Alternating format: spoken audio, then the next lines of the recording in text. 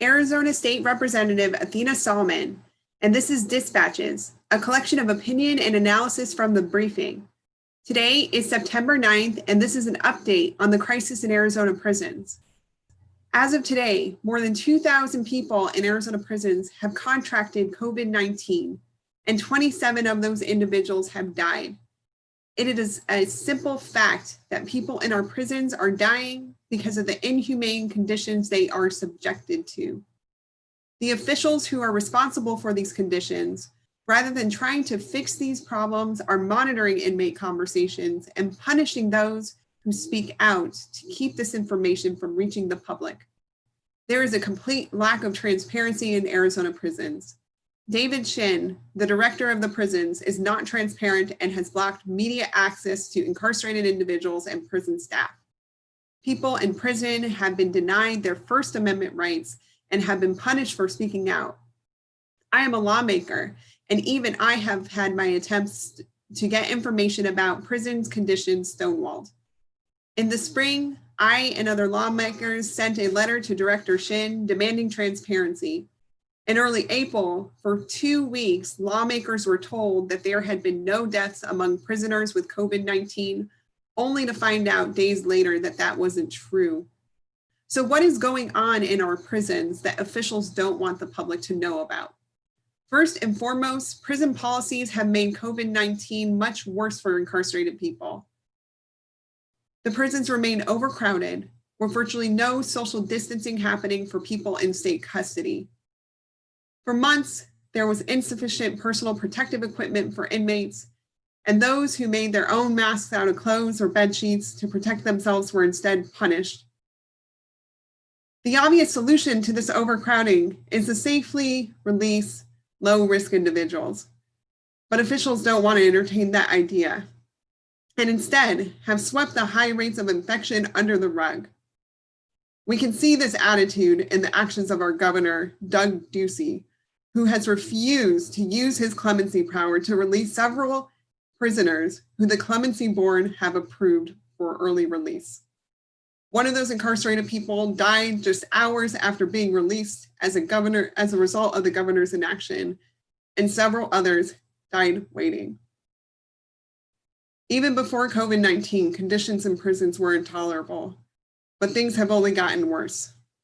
Female inmates have been sent to perform hard labor at Hickman's family farms, producing eggs at their factory farms. They are now having to live on the farms. They sleep inside of a hot garage filled with beds. Multiple women have contracted COVID-19 at this labor camp, and Hickman's family farms have lobbied to prison officials to make this work camp permanent, even though this was sold to the public and lawmakers as a temporary measure. We absolutely should not be forcing inmates to work and live in unsafe conditions to benefit private corporations, especially because Arizona has no minimum wage for incarcerated people. In fact, some folks make as little as 9 cents an hour. Numerous incarcerated workers have sustained severe injuries, particularly while working at Hickman's egg plant, but there's no requirement that injuries be reported. While Hickman's work program is supposed to be voluntary, a recent article by KJAZ contained reports of inmates being forced to work at Hickman's plant and being pressured and even threatened not to leave. The Arizona Department of Corrections is operating a system of unjust cruelty for private profit, and all branches of government should be working to fix this system. The fight to protect our prisoners from abuse has been a decades-long battle in Arizona. Finally, in 2012, a landmark case, Parsons versus Ryan, was brought by prisoners against the state for violations of basic rights, particularly around mental health care. Since the case has been settled in 2015, the Department of Corrections has consistently been in violation of terms of the settlement agreement and held in contempt of the court. Basic health needs are not being met and have not been met for a long time. When we talk about urgent prison reforms in Arizona, we are talking about basic human rights being respected. That's why I introduced the Dignity Act, which would simply provide adequate tampons to inmates, because that's currently not required by the law. Rep. Diego Rodriguez introduced a bill to end the use of for-profit contractors to provide prison health care because these private vendors have been unable to meet the basic standards of quality. Rep. Kirsten Engel introduced a bill to create a minimum wage for prison labor. With Arizona having the fourth highest rate of mass incarceration in the nation, we are fighting for basic rights, basic dignity for incarcerated people. These conditions are the result of a failure of all levels of government.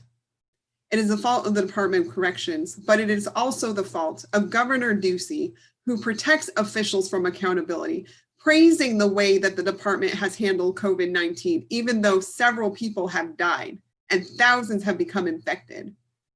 It is the fault of the Republican-controlled legislature, which stops these basic bills from moving forward. Organizers and activists are leading the way towards change.